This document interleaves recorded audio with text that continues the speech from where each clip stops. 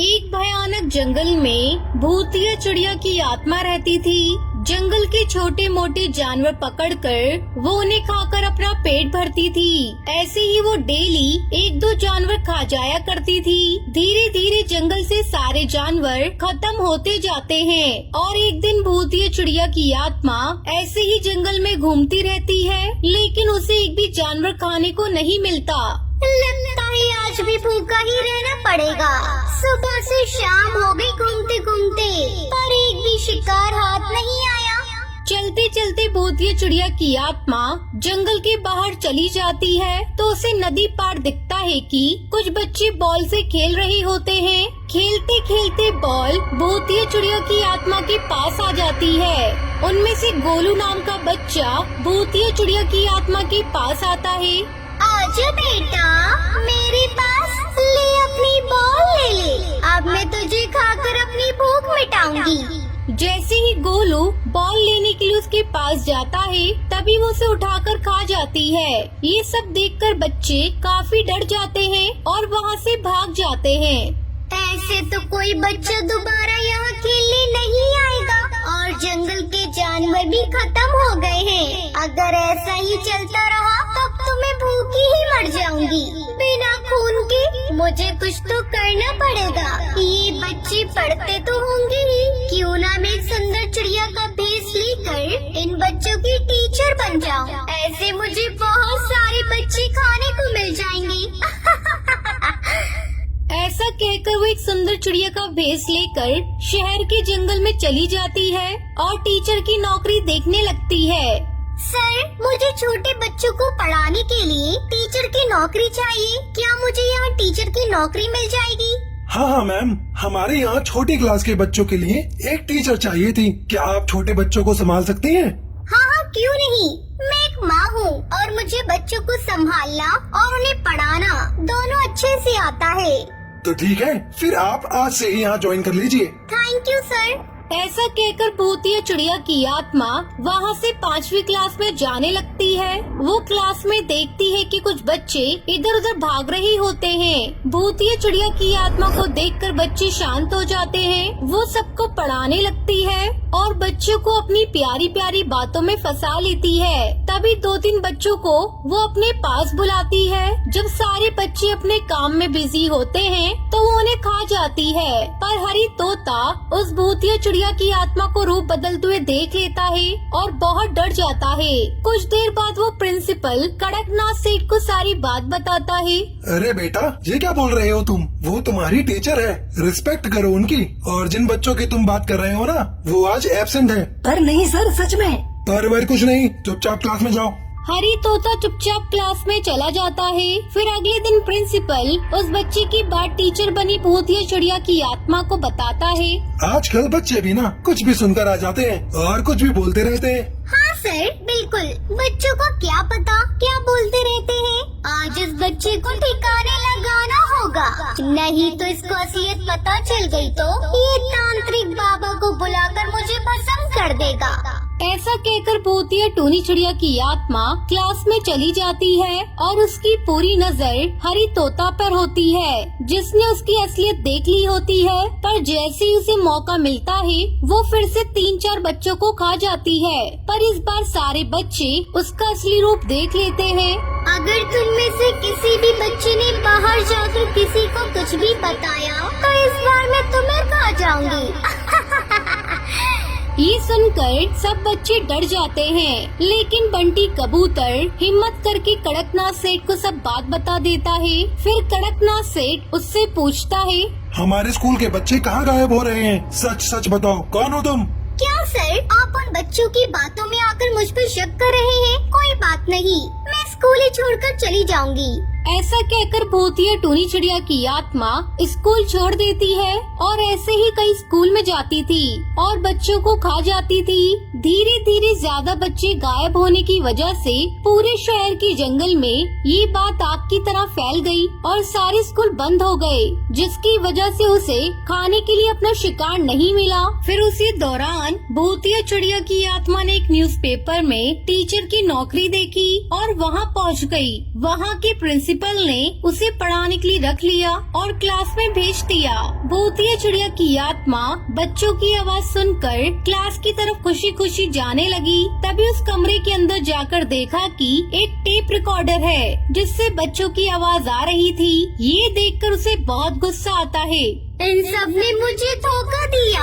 ये सब मुझे पकड़ना चाहते हैं, लेकिन ये जानते नहीं मैं कौन हूँ। वो जैसे ही पीछे मुड़ती है तो वहाँ तांत्रिक खड़ा होता है और वो अंदर से दरवाजा बंद करके उस भूतिया चिड़िया की आत्मा पर मंत्र पढ़कर राख फेंकता है, जिससे वो भूतिया चिड़िया की आत्मा जलकर वहीं पर राख हो जाती है। रात के अंधेरे में जंगल की तरफ एक छोटी बच्ची जिसका नाम टुनटुनी था, वो रोते हुए अपनी माँ को पुकार रही थी कि तभी कालू कौआ और टुन्नू चिड़ा दोनों गुंडों की नजर उस पर पड़ती है।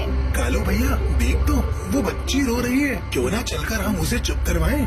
हाँ टन्नू, तो बोल तो बिल्कुल सही रहा है। इस बच्चे को आखिरकार चुप तो कराना ही पड़ेगा। वो दोनों इतना कहकर उस बच्ची की तरफ उसे मारने जाते हैं। तभी वहाँ पर एक भूतिया टूनी चिड़िया की आत्मा उनके सामने आ जाती है। तेरी इतनी हिम्मत तो यहाँ पर गरीब बच्ची को सताए। रुक, मैं तुझे नहीं छोड़ूंगी। आज तो मैं तुम दोनों का खात्मा करके ही रहूंगी, चाहे कुछ भी हो जाए। इतना कहकर वो भूतिया टूनी चिड़िया की आत्मा उन दोनों को अपने जादू से हवा में उड़ा देती है और अपनी शक्तियों से उन्हें मार देती है। जिसके बाद भूतिया टूनी चिड़िया की आत्मा बच्ची से बोलती है, अरे बेटा, तुम इस तरह इतनी रात को यहाँ पर क्यों रो रही हो?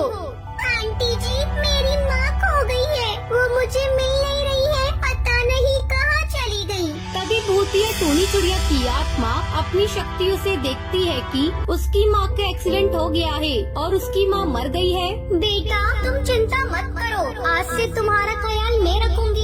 इतना कहकर भूतिया टूनी चिड़िया की आत्मा उसको उठाकर अपनी गुफा में ले आती है, जहाँ उसे वो खूब अच्छा अच्छा खाना देती है। उस खाने को खाकर टुनटुनी अपना पेट भर लेती है। इस तरह भूतिया टूनी चिड़िया की आत्मा टुनटुनी का ख्याल रखने लगती है। ऐसे ही काफी दिन गुजर जाते हैं। एक बार की बात है, टुनटुनी जंगल में खेल रही थी, तभी उस बच्ची के ऊपर कड़कनाथ सेठ की नजर पड़ती है। अरे देख, यही बच्ची है ना जिसकी वजह से हमने अपने दोनों भाइयों को खोया था।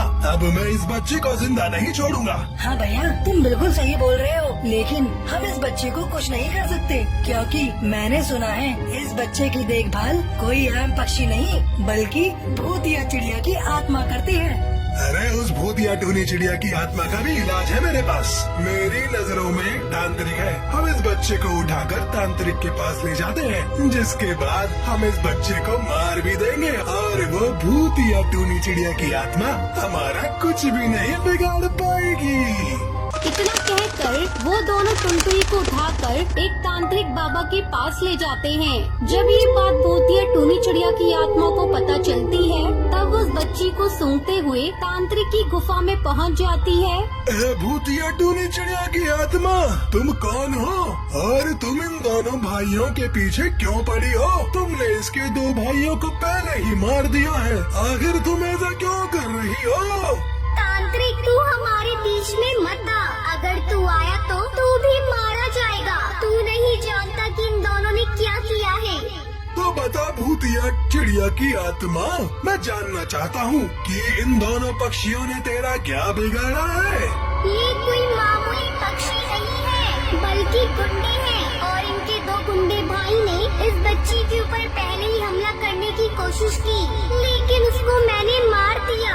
अब उसी का बदला लेने के लिए ये यहाँ पर आए हैं। मुझे कैद करवा कर ये इस बच्ची को भी नहीं छोड़ेंगे। तभी कड़कनाथ से चाकू उठाता है और टुनटुनी को मारने वाला होता है। तभी भूतिया टूनी चिड़िया की आत्मा अपनी शक्तियों से कड़कनाथ सेठ और हरी तोता को जलाकर राख कर देती है और उन दोनों की मौत हो जाती है। देख लिया, तांत्रिक तो इन पक्षी का साथ दे रहा था। अब इन पक्षियों की कितनी भयानक मौत हुई है।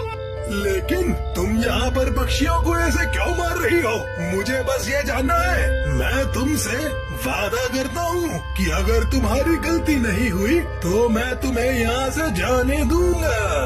कुछ साल पहले की बात है। मैं इसी जंगल में रहा करती थी। मुझे दूसरों की मदद करना बहुत ही अच्छा लगता था, इसलिए मैं सभी की मदद किया करती थी।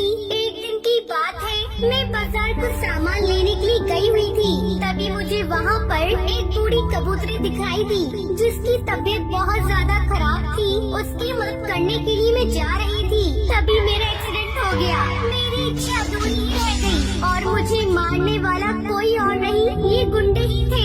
इसलिए मैं उस दिन मर तो गई, लेकिन मेरी आत्मा यही भटकती रह गई। तब से मैं बुरे पक्षी को उसकी सजा देती हूँ और अच्छे पक्षियों की मदद करती हूँ। अब तांत्रिक तू मुझे छोड़ दे, तूने मुझसे वादा किया था। आज मैं तुझसे एक वादा करती हूँ, मैं यहाँ किसी को नहीं मारूंगी, लेकिन अगर यहाँ पर कोई भी बुरा पक्षी किसी के साथ गलत करेगा, मैं वापस आऊंगी और उसे नहीं छोड़ूंगी।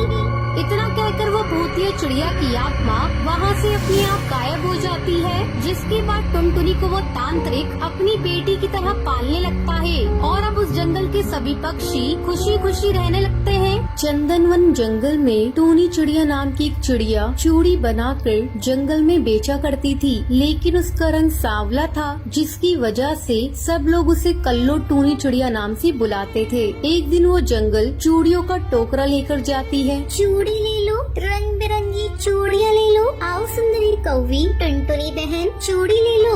सुंदरी बहन, ये लाल रंग की चूड़ी आप पर बहुत अच्छी लगेगी। ज्यादा अच्छी भी नहीं है ये चूड़ी जो इतना गला फाड़ कर चिल्ला रही हो। हाँ सुंदरी कौवी, बिल्कुल इसकी जैसी बेकार चूड़ियाँ हैं। ऐसे ही काफी दिन गुजर जाते हैं। एक दिन टूनी चिड़िया अपने घर में चूड़ी बना रही थी, जब ही अचानक उसके घर में आग लग जाती है। बचाओ, कोई मुझे बचाओ इस आग से। उसकी आवाज सुनकर सब पक्षी वहाँ पर आ जाते हैं। कालू कौआ मोंटू कबूतर से कहता है, भाई ये आवाज तो टूनी चिड़िया के घर से आ रही है, चलो उसे बचाते हैं। चुप करो कालू कौवे, आए बड़े बोलने वाले, चुपचाप यहाँ पर खड़े रहो। पर सुंदरी बहन, कालू कौआ सही कह रहा है, हमें टूनी बहन को बचाना चाहिए। तभी मोंटू कबूतर की बीवी बबली कबूतरनी कहती है, सोनू के पापा ज्यादा जबान मत चलाओ, आए बड़े हीरो बनने वाले, वो टूनी चिड़िया खुद ही थोड़ी देर में बाहर आ जाएगी। ये कहकर वो सब तमाशा देखने लगते हैं, लेकिन कोई भी बेचारी टूनी चिड़िया को आग से बचाता नहीं है। थोड़ी देर में पूरा घर जलकर राख हो जाता है और उसी में टूनी चिड़िया की मौत हो जाती है।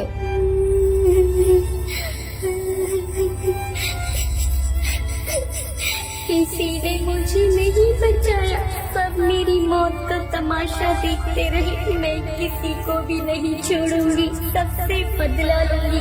देखो मैं क्या करती हूँ। अब टूनी चिड़िया की आत्मा अपना रूप बदलकर रात में चूड़ी बेचने के लिए जंगल जाती है। चूड़ी ले लो, रंग बिरंगी चूड़ी ले लो। आओ सुंदरी बहन, चूड़ी ले लो।